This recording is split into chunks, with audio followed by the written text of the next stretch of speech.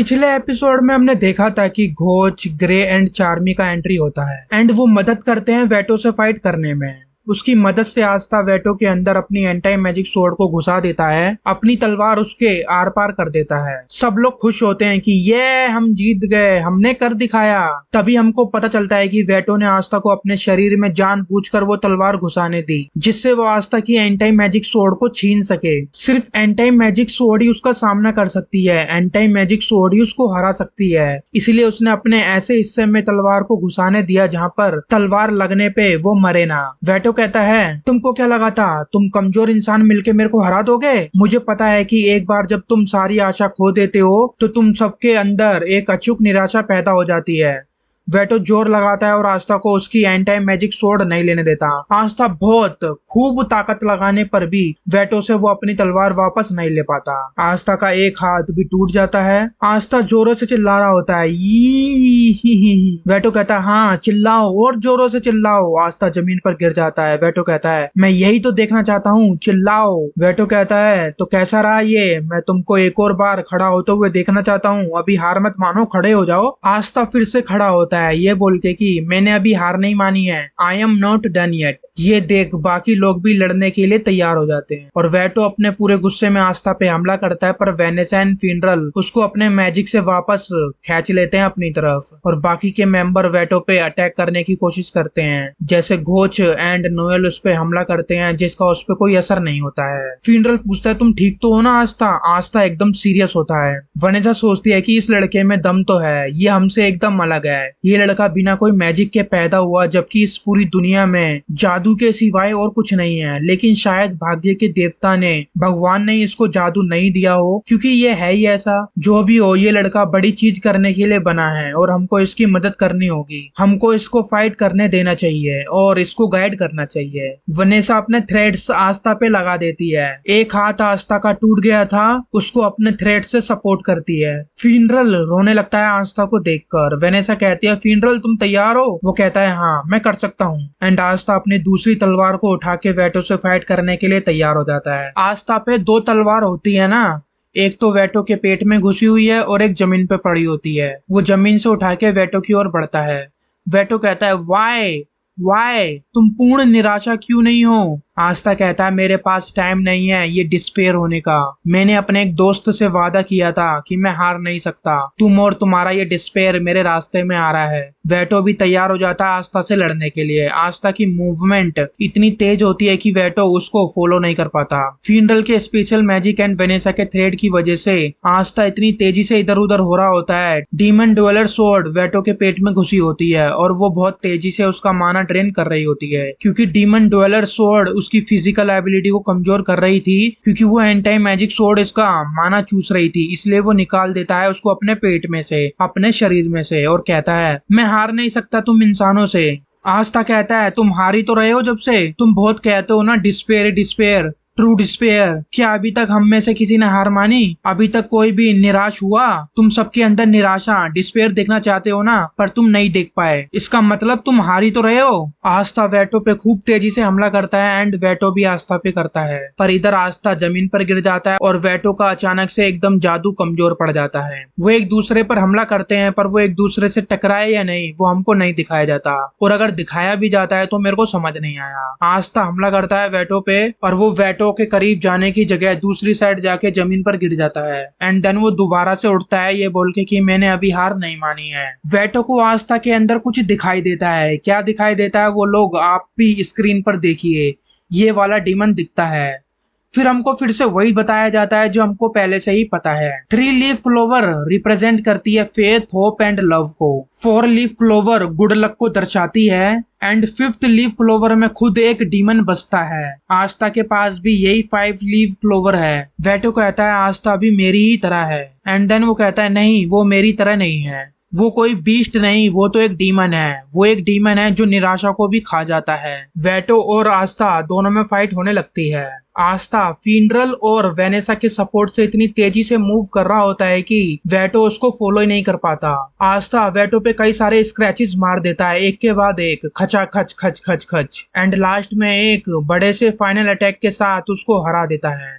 Vanessa आस्था को अपनी ओर खींचती है। फिनरल और वेनेसा उसको अपनी बाहों में ले लेते हैं। फिनरल कहता है, आस्था तुम कितने इनक्रेडिबल थे, तुमको पता है, I am proud of you. Vanessa कहती है, मेरे को तुम्हारे ऊपर हल्का सा भी डाउट नहीं हुआ, मुझे पता था कि तुम कर लोगे। सब आस्था की तारीफ करते हैं कि आस्था के पास बहुत खतरनाक वाले गट्स हैं, बहुत हिम्मत है। आस्था ने अपने आप को डिस्पेयर के जाल में नहीं फंसने दिया। सब बहुत खुश होते हैं कि वो जीत गए। हाई प्रीस्ट से लेकर वहाँ की पूरी जनता की मैजिक नाइट ने उनको बचा लिया। फिनरल के पास इतना मैजिक नहीं बचा होता कि वो अपने स्पेशल मैजिक से सभी को वहां से ले जा सके। सभी घायल लोग जो हैं, आस्था वनेसा से पूछता है कि सबकी चोट कैसी है। वनेसा बताती है कि सब बुरी तरह से घायल हैं, पर इतना कुछ सीरियस नहीं है कि उनकी जान को खतरा हो। आस्था कहता है, काश काहोनो और कियोटो दोबारा से नाच और गा सके। फिनरल कहता है, क्या तुम अपने बारे में नहीं सोच सकते? अपनी भी तो फिक्र करो, देखो तुम कितनी बुरी तरह से जख्मी हो, कितने पिटे हुए हो, और तुमने हम पर भरोसा किया। तुम क्या सोच रहे थे भाई? वनेसा बताती है, हाँ तुमको नहीं पता था कि कब कायर फिनरल तुमको लड़ाई के बीच में छोड़ के भाग जाए। सब अग्री करते हैं, हाँ सही कहा, फिनरल ऐसा ही है। फिनरल कहता है, बेइज्जती भाई बेइज्जती। काफी हार्श है पर ट्रू है। मैं भागना तो चाहता था, पर जब मैंने तुमको देखा आस्था, तो मेरा शरीर अपने आप ही मदद करने को आगे आया। तुमने हार नहीं मानी और इसी वजह से हमने भी हार नहीं मानी। आस्था कहता है, क्या बात कर रहे हो यार, तुम तो सीनियर मैजिक नाइट हो जिसको खुद कैप्टन यामी ने ब्लैक बुल में लिया है, मैं कैसे ना तुम पर विश्वास करूं। घोच कहता है कि सिर्फ यामी ही है जो ऐसे बंदे को लेगा जिसके पास बिल्कुल भी मैजिक नहीं। ये बात तो घोच ने एकदम सही की। यामी ने ऐसे ऐसे बंदों को अपनी टीम में लिया जिनको कोई पूछता तक नहीं था। यामी इन सबको एक अच्छा मैजिक नाइट बना ही देगा जिसमें आस्था का बहुत बड़ा रोल होगा। सब आस्था की तारीफ कर रहे होते हैं। नोएल कहती है, सिर्फ आस्था ही रुकी नहीं है, एक नया मैजिक नाइट नहीं है, एक नया बंदा नहीं है जिसको यामी ने चुना है। वेनेसा कहती है, हाँ क्यों नहीं, तुम भी तो हो, तुमने भी बहुत सही काम किया, तुस्सी भी ग्रेट हो। आस्था कहता है, ओ हाँ, तुम्हारा वो सी ड्रैगन रोर वाला हमला बहुत सही था, मैंने ऐसा कुछ नहीं देखा पहले। नोएल कहती है, हाँ हाँ ऐसे ही तारीफ करते रहो, रुकना मत। फिर कोई बोलता है, तुम बहुत क्यूट हो, कोई बोलता है तुम रॉयल्टी हो। नोएल कहती है कि बैटलफील्ड में इसका कोई रेलिवेंस नहीं है, पर क्योंकि मैं एक रॉयल्टी हूँ तो ये एक्सेप्टेबल है जो तुमने एज अ कॉम्प्लीमेंट मेरे को कहा। आस्था नोएल के सर पर हाथ रखता है। नोएल शर्म के मारे लाल हो जाती है और कहती है, ये क्या अजीब सी हरकत कर रहे हो, क्या अजीब सी चीज सोच रहे हो, और उसको धक्का देके गिरा देती है। आस्था कहता है, मैं तो कुछ नहीं सोच रहा था यार। वेनेसा कहती है, चलो पार्टी करें। आस्था कहता है कि हमको वेटो को पकड़ना चाहिए, ये कोई पार्टी वार्टी करने का टाइम नहीं है, हमको उसको बांधने का सोचना चाहिए। इसके माथे पर एक आंख है, हमको इससे काफी वैल्यूएबल इंफॉर्मेशन मिल जाएगी eye of the midnight sun group के बारे में। वेटो अपने पिछले बीते हुए कल को याद करता है जब वो बहुत छोटा था। इंसानों ने एक चिड़िया को चोट पहुंचाई होती है जिसको देखकर वेटो रो रहा होता है। लिक्ट उसको चुप करवा रहा होता है कि मैंने उन इंसानों को भगा दिया, अब रोना बंद करो। लिक्ट हमेशा उसकी मदद करता था, लिक्ट हमेशा सबकी मदद करता था। लिक्ट कहता है, ये चिड़िया कमजोर है पर ये कुछ स्पेशल कर सकती है, लाइक ये उड़ सकती है जो कि बाकी लोग नहीं कर सकते।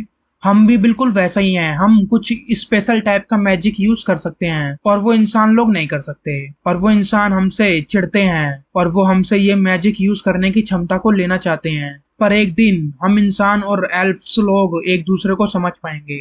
वेटो कहता है, हाँ तुम बोलते हो तो ये एक दिन सच जरूर होगा। उनके पास एक होप थी, एक आशा थी कि वो लोग और इंसान लोग एक दूसरे को समझ पाएंगे, पर ये होप उन इंसानों ने तोड़ दी, उन सब एल्फ्स लोगों को मार के। वेटो में काफी भयानक जादू चमकने लगता है, बहुत भयंकर भयानक सा, माना ओवरफ्लो हो रहा होता है उसके अंदर से। सब कहते हैं, क्या ये जिंदा है, इसकी शक्तियां वापस आ गई। वो सब लोग से कहता है, मैं मरते मरते तुम सबको साथ लेके मरूंगा, मैं पूरे अंडर वाटर टेम्पल में एक ब्लास्ट करके सब तबाह कर दूंगा। यामी को गुस्सा आने लगता है, डैम अब इसको कोई नहीं रोक पाएगा। यामी अपने डायमेंशन स्लैश वाले अटैक से उस स्पेशल मैजिक से बाहर निकल जाता है जो वो आई ऑफ द मिडनाइट सन का बंदा उस स्पेल को कास्ट करके यामी को कैद करके रखा था। फिनरल को पता है कि वो सेल्फ डिस्ट्रक्शन करने वाला है, इससे इतना बड़ा ब्लास्ट होगा कि कोई नहीं रोक पाएगा उसको। लिक्ट को ऐसा करते हुए उसने पहले भी देखा है, जिसको कोई भी मैजिक नाइट नहीं रोक सका था।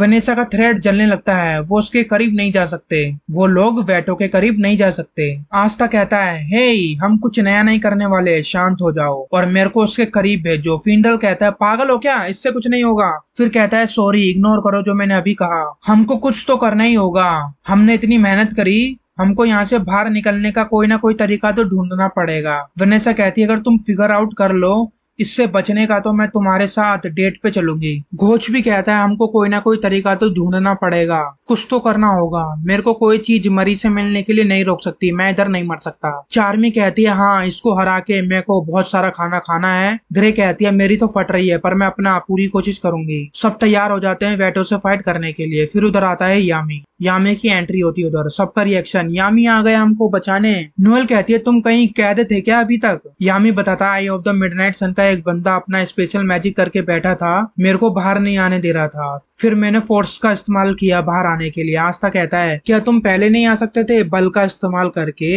यामी कहता है मेरे भी कुछ अपने रीजन थे, अगर तुमको मदद नहीं चाहिए तो मैं जाऊं घर। वैसे ये एक अच्छा क्वेश्चन है, एक सही पॉइंट है कि वो पहले क्यों नहीं आया बाहर उस स्पेशल मैजिक को तोड़ के। आपको क्या लगता है, रीजन कमेंट में बताओ। नहीं भी पता हो तब भी बताना, कुछ ना कुछ तो गैस कर ही सकते हो, तुक्का ही तो मारना है यार। आस्था जोरों से चिल्लाकर कहता है हे गाइस देखो यामी आ गया, मतलब कि घुड़सवार सेना आ गई। नहीं पूरी एक सेना ही आ गई, देखो देखो देखो। वो ऐसा इसलिए कहता है क्योंकि यामी ने उससे कहा था कि वो आस्था से हजारों गुना ताकतवर है। आस्था कहता है तुम तो हमसे मिलियंस ऑफ टाइम स्ट्रोंगर हो। यहाँ पर आस्था मेटाफोर यूज करता है, या ये भी कह सकते हो कि वो सार्केस्टिक वे में ऐसा कहता है। यामी कहता है ज्यादा उछलो मत क्योंकि तुम इस जैसे दुश्मनों को हरा सकते हो, मैं अकेले संभाल सकता हूँ। किड तुमने अच्छा काम किया, तुम सबने अच्छा काम किया। वो सबको शाबाशी देता है उन सबके सर पर हाथ रखकर, और वो उनको भी कहता है अच्छा काम किया जो बेहोश पड़े हैं जैसे मैग्ना और लक, क्योंकि तुमने पहले ही अपनी जान पर खेल के इतना कुछ किया, अब बारी है तुम्हारे कैप्टन की। यामी उस कमरे में बंद था और उसको गुस्सा भी आ रहा था, उसने कोशिश भी की पर वो उस कमरे से बाहर नहीं आ पाया। पर अपनी स्क्वाड को इस तरह से लड़ते देख वो अपनी लिमिट्स को सरपास कर पाता है और वहां से बाहर निकल पाता है। इधर वेटो कितना भी पावरफुल क्यों ना हो यामी उसको खत्म कर देगा, क्योंकि यामी का ये स्पेल डायमेंशन को ही काट देता है। वो अपने dark magic dark cloaked dimension slash का अटैक यूज करता है। वो अपने अटैक से वेटो को खत्म कर देता है और कहता है बाय बाय मिस्टर डिस्पेयर। इसी के साथ ये एपिसोड यहीं समाप्त होता है। ये एपिसोड कैसा लगा कमेंट करिए, आपको कुछ कहना है तो वो भी बताइए। एनिमे टॉक एनिमे डिस्कशन के लिए हमारा टेलीग्राम ज्वाइन कीजिए, और मेरे को पर्सनली कनेक्ट करना है तो इंस्टाग्राम पे जुड़िए, लिंक डिस्क्रिप्शन में है। नेक्स्ट एपिसोड इसी तरह जल्दी जल्द आएगा, मैं जितनी जल्दी कर सकता हूँ उतनी कोशिश कर रहा हूँ। जल्दी मिलेंगे नेक्स्ट एपिसोड में। जय हिंद।